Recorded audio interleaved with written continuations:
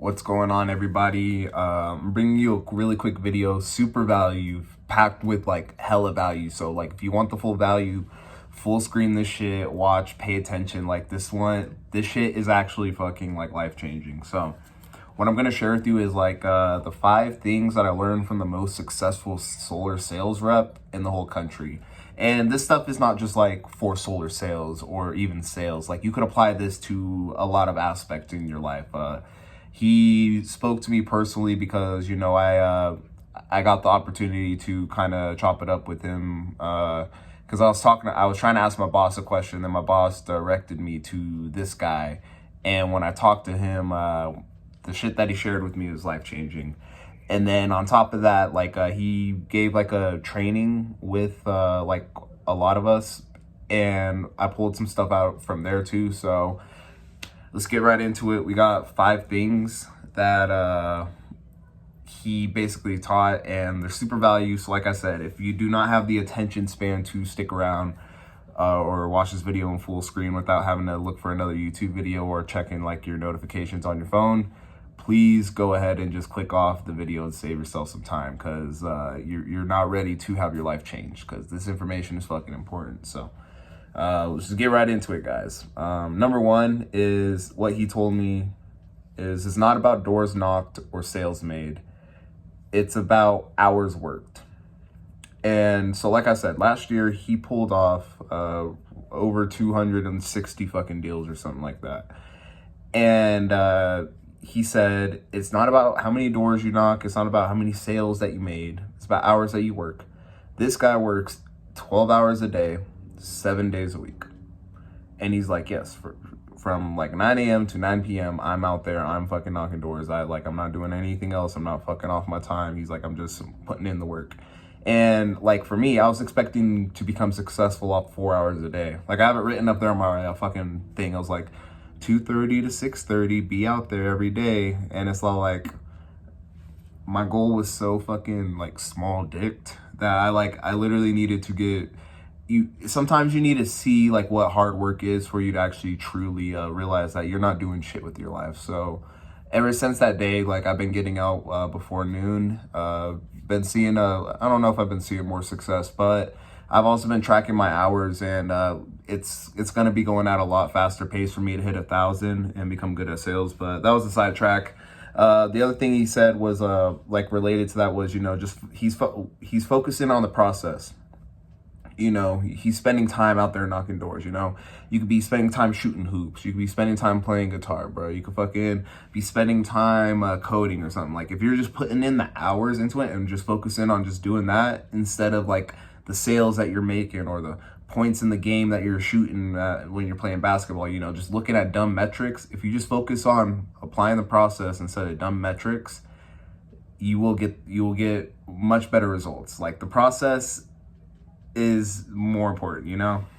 The last quote that he said about that one was, if you just put in the hours, you can't not be successful, bro. For like, if you just put in the fucking hours, you can't not be successful. If you're putting in 12 hours a day into whatever the fuck it is, playing basketball, fucking doing door-to-door sales, fucking playing Apex Legends like all these fucking no lives are like on fucking PC, you can't not be bad at the fucking game, bro. Like, or like whatever the fuck you're doing. So it's all about just putting in hours. And you know, for door-to-door sales, you know, a lot of people will be like, oh, there must be some magic trick. You must know some like super fucking sales trick or something. It's like, nah. And then like when you're showing us our pitch, he says the exact same shit that we says. He's like, I just say the exact same thing 300 times a day, fucking every day of the year. And he's like, I only took 14 days off last year. So like, a dude's dedicated. So number 2, we're gonna move on to number 2. This one is more towards sales. So if you're not in sales, this might not apply for you, but you could also use it for your life.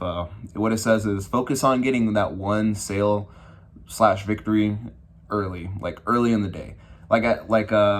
He says that he starts at 9 a.m. When he was doing that training with all of us, he was like, how many of you get out before noon? None of us raised our hand.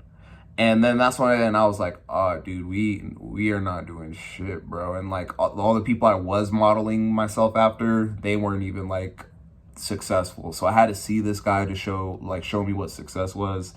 And like, you know, now I'm changing everything up, but it's like, if you do it early in the morning, like let's say like you start fucking doing your business at 4 in the morning, or like I start fucking knocking doors as early as 9 in the morning, and an hour in, like you get your victory, like something cool, like you get a sale or something like that. Like I get a sale an hour in. That makes the rest of the day so much easier, because it's like, oh shoot, I already got one. Let's just go get one more. And then boom, I get one more before fucking 12 o'clock. Now I'm already at 2. Let's go get one more. I'm like, and then boom, I'm at like 3 before 2:30, which was like my original start time. And I'm in a good mood. I'm warmed up. It's time for me just to take a lunch and then get back out. Like, you know, like that's like kind of the key to a success, he said. You know, just start early, get that first sale, and you know, that's how you're gonna get those high numbers. And as a little side note for that, if you set your goal for 10, same example that we just give, we set our goal for 10. We start at 9 a.m. We're fucking knocking doors and shit. And then it's like 12 and I barely got one lead, and I'm all like, fuck, I've been working for 3 hours. I got like 7 hours left in my day, and I got to get 9 more. And then like 3 o'clock rolls around, I'm not seeing nothing, and it's all like, okay, and I gotta get 9 more. Like I would get more pissed off at that point in time, because it's like I only have this little bit amount of time to hit my huge ass goal that I just set for myself, when it would have just been easier to focus on one. And also like, and then after you get that one, just be like, all right, let's get one more. Because then if you don't get one more, it's like, okay, I don't fucking care, I got 5 today. But if it's like, okay, I got 5 today, but I set my goal for 10, fuck, I'm a loser. Like, you know, you're going to put yourself in a bad mood. So that's number 2. The third thing that he kind of spoke about, which I kind of thought was really fucking amazing, he said, oftentimes he'll just do some thinking. Just like if the day is hard, he'll just go back to the car, just sit there and just like clear his mind and just think about all the things that he's currently grateful for. And he said for him it's like meditative. And I'm gonna go ahead and relate that to gratitude journaling, which here actually in this book right here, this is the original gratitude journaling book. Scripted all this shit fast as fuck. So like gratitude journaling is something that even like the most fucking successful solar sales rep does to, you know, keep his mental health sane, because he's like, you know, I'm gonna have rough days out there. It's good to just think about all the things that I'm grateful for, that really keeps me going. And you know, a lot of you guys may feel like life is shit, you might feel like giving up. Just writing some shit down in the journal that you're grateful for, just be like, I'm grateful that I got 2 legs. I'm grateful I got some fucking bomb ass coffee right here, you know. I'm grateful the bills are like, you know, just being grateful, learning how to be grateful. He says, you know, that's what kind of really keeps him going. And like the gratitude journaling, that's like kind of a meditative practice for me as well. So like it could benefit a lot of you. Okay. And then on to the 4th thing. Just want to be really quick, but I think it's really important. He said that he calls his mother once a day. Sorry, I have a notification. He said he calls his mother once a day, so he's keeping in touch with his parents like always. And I believe that is a trait of like a, you know, a man with good character. A lot of people in this generation, they lack that trait. They would only like reach out to their parents when they're in need, or like something like that, or like never reach out to them unless if the parent like calls them and stuff like that. And it's just sad that a lot of this generation's like that. When I was younger, my dad would often tell me, he'd be like, hey, have you called grandma today? And I'd be like, no, bro. I called her yesterday and the day before. Like why do you keep telling me to call grandma? And then he would like say to me, he'd be like, hey, let's say grandma only has 10 years left. Go talk to your grandma. And then he would just leave it at that. And I'd be like, well, like, and when I was younger at the time, I was like probably 11 or something. So I'd be like, well, don't fucking say that. Like, don't say grandma's gonna die soon. Like, don't say that stuff. But it's like, you know, don't take the time that you have for granted now. Just reach out to your parents. Whether if it's like you call your grandma, you call your mom, you call your dad. Like I have a conversation with my mom every day. And then at my other job, I just see my father every night. So like I keep in touch with my parents. So it's really good just to keep in touch with your parents. Like I also call my grandma like every couple of days and stuff like that. Like, you know, just keeping in touch with the people that like your family. A lot of this generation have kind of quit doing that. But sorry, that was a whole side tangent. Let's get back to the other one. And this one's probably like kind of one of the really valuable ones. And it's about the language that he uses. So when he was giving that presentation, he would keep saying, I'm in a 5-year contract with myself and I'm currently like 2 years in. And like, he would just keep saying this like comfortably. Like he wasn't saying it like I am. Like he would just like say it like that's a part of his language. He'd be like, yeah, so I'm just like, I signed a 5-year contract with myself. I'm like 2 years in. And the one that he has right now is like, he's going to be out there 12 hours a day, 7 days a week, putting in the work, just making sure that, you know, he sets himself up. Because he said like at the end of the contract, he knows that he's going to be set for like fucking life. And he doesn't just do goals. It's like, you know, he literally said like, I'm in a 5-year contract with myself. I only do this shit.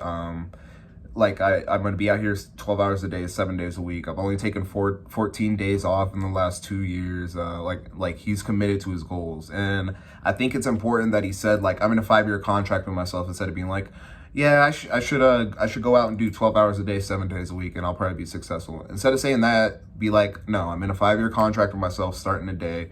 I'm going out 12 hours a day, 7 days a week, and I'm just gonna knock. And I know that at the end of 5 years, my contract will be up and I'm gonna be set for life. And the reason why that's important is because it's like, you know, one language, it lacks like accountability. The other one is like, you respect yourself so fucking much. The last person that you want to like disrespect is yourself, because you're signing a contract with yourself. And why would you like uphold yourself so high knowing that you're not gonna break the contract with yourself? So I think it's like, I just thought that was like a really important mindset that he had. He was all like, yes, I'm in a 5-year contract with myself. I'm doing this shit every day and I'm committed to it. Like no bullshit, no nothing. And it kind of like relates to Alex Hormozi, because like Alex Hormozi will always say, if I told you that you're going to be broke for 10 years, things are going to suck ass, but right at the end of 10 years, you're going to be a millionaire. Would you do it? And he's like 90% of people will say they'll do it, but they actually fucking won't. And it's like, you know, I need to start changing up my language. And, you know, I believe I'm going to start caring more about the self-respect that I have for myself. Like if I say I'm going to do something, when I say I'm going to do something, it's going to get done. Instead of, you know, every time you say that you're going to do something and then you don't do it, you just disrespect yourself, and then you make it more easier for you to just